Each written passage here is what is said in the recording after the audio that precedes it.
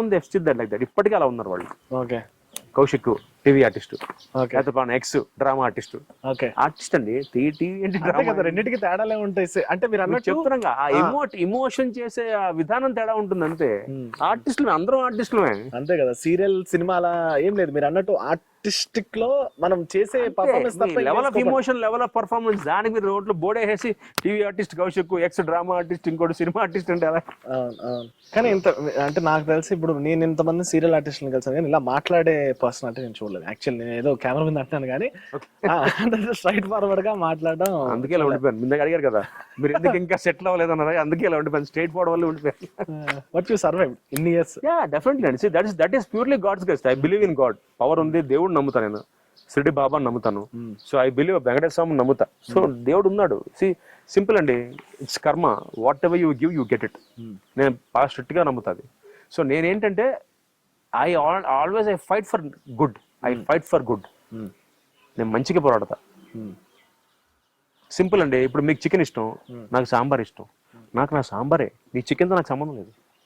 అంటే I mind my business. ఇంకోళ్ళ జీవితాల్లో నేను వేలు పెట్టను. వాళ్ళ జడ్జ్ కూడా చేయను. అలాగే మిమ్మల్ని నేను జడ్జ్ చేయను. సపోజ్ మీకు ఏదైనా పర్సనల్ ఇష్యూ ఉందని ఎగ్జాంపుల్ చెప్తాను. మీకు ఏదైనా పర్సనల్ ఇష్యూ ఉండి మీరు మీ వైఫ్తో సపరేట్ అయ్యారనుకోండి, I will not judge you. అది మీ పర్సనల్ ఇష్యూ. సో మీరు నాతో ఎలా ఉన్నారు, నా పాయింట్ అంతే. సో అంటే అలా ఉండగలిగితేనే లైఫ్ బాగుంటుందండి. ఎందుకంటే మీ సిచ్యువేషన్ నేను చెప్పలేను, నా సిచ్యువేషన్ మీరు చెప్పలేరు. నేలలో ఉన్నకి తెలుస్తుంది డెప్త్ ఏంటో.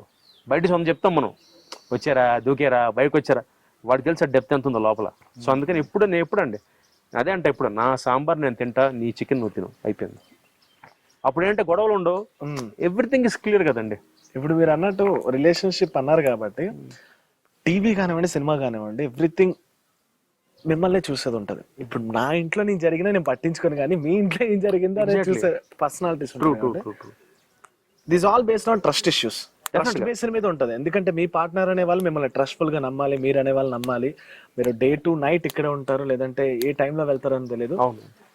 How you deal with this situation? కొంతమంది యాక్టర్స్ ఈ టైంలో చేయలేకపోతున్నారు, చాలా మటుకు బయటకు వస్తున్నాయి. అంటే ఫస్ట్ పాయింట్ అండి, ఈ బయటకు వచ్చే వాటి మీద ఒక విషయం చెప్దాం అనుకుంటున్నా, which I'm not liking actually. ఎందుకంటే ఇది ప్యూర్లీ పర్సనల్ కావాలండి. ఇప్పుడు మీడియా ఉంది మనకి, సోషల్ మీడియా కానివ్వండి, మామూలు media, any media, like film media, television media, what ever media it is.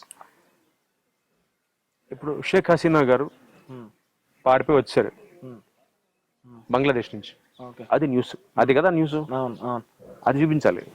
అది ఆర్మీ వాళ్ళందరూ కష్టపడి వాయనాడులో బ్రిడ్జ్ 2.5 గంటలో బ్రిడ్జ్ కట్టేశారు కాపాడడానికి, ఇండియన్ ఆర్మీ హెడ్స్ ఆఫ్, అది న్యూస్. ఇది కాకుండా ఇంకో హీరో విషయంలో పర్సనల్ లైఫ్ లో ఏం జరుగుతుంది అంటే నేను ఏమంటా అండి, రేటింగ్స్ ఇంపార్టెంట్, అదే ఇంపార్టెంట్ కాదు కదా అంట నేను. అంటే పాపం అంటే వాళ్ళు చెప్పగలరో లేదో నాకు తెలియదు, కానీ నాకు చాలా ఇబ్బందిగా ఉంటుందండి. అంటే మాకు సిచ్యువేషన్ తెలియదు, ఇప్పుడు వాళ్ళకే తెలుస్తుంది ఆ విషయం. ఇప్పుడు నేను ఎవరిని జడ్జ్ చేయట్లా, ఐ మీన్ ఇట్ అగైన్, నేను యాక్టర్స్ ని కానీ వాళ్ళు ఎవరిని జడ్జ్ చేయట్లేదండి. బట్ ఎప్పుడైతే పర్సనల్ లైఫ్ పబ్లిక్ వచ్చి మీడియాకి వచ్చి డిబేట్కి వచ్చేసిందో అది కొంచెం బాగోదండి. ఏ రకంగానూ బాగోదు. వాళ్ళకి తల్లిదండ్రులు ఉంటారు, వాళ్ళకి పిల్లలు ఉంటారు, రేపు పొద్దున వాళ్ళు చూసుకుంటే వాళ్ళకి ఎంత ఇబ్బందిగా ఉంటుందండి. అది ఎందుకు ఆలోచించరంట నన్ను. అంటే రీసెంట్ గా జరిగిన ఇష్యూస్ ఏం తీసుకున్నాం మీరు, I don't want to mention them. ఏం జరిగినా అంటే ఒక అమ్మాయి గురించి మాట్లాడారు, లేకపోతే ఒక అబ్బాయి ఒక యాక్టర్ గురించి మాట్లాడుతుంటే ఇవన్నీ బాగున్నాయి, బట్ అవి వాళ్ళు పర్సనల్ గా డీల్ చేసుకుంటే బాగుంటుందని నా అభిప్రాయం. ఎప్పుడైతే డిబేట్ టేబుల్ మీదకి వచ్చేసామో, అయ్యా పాపం అది వాళ్ళ పర్సనల్ విషయం కదా. నాది ఒకటే లాజిక్ అండి, న్యూస్ అంటే ఏంటండి, సొసైటీని ఇంపాక్ట్ చేసేది, సొసైటీకి తెలియాల్సింది, జనరల్ నాలెడ్జ్. షేక్ హసీనా గారు ప్రైమ్ మినిస్టర్ రెసిడెన్స్ ని పబ్లిక్ రివోల్ట్ అయ్యి మొత్తం వచ్చి ఇంట్లోకి వచ్చేసి అక్కడ 300 మంది చచ్చిపోయారు, 300 మంది చచ్చిపోయారు అక్కడ బంగ్లాదేశ్ లో. అది న్యూస్, ఇది జనరల్ నాలెడ్జ్ తెలియాలి. ఇండియన్ ఆర్మీ వాయనాడులో కాపాడింది తెలియాలి. ఇవి ఎందుకండి మనకి, సొసైటీని ఏ విధంగా ఇంపాక్ట్ చేస్తున్నాయి?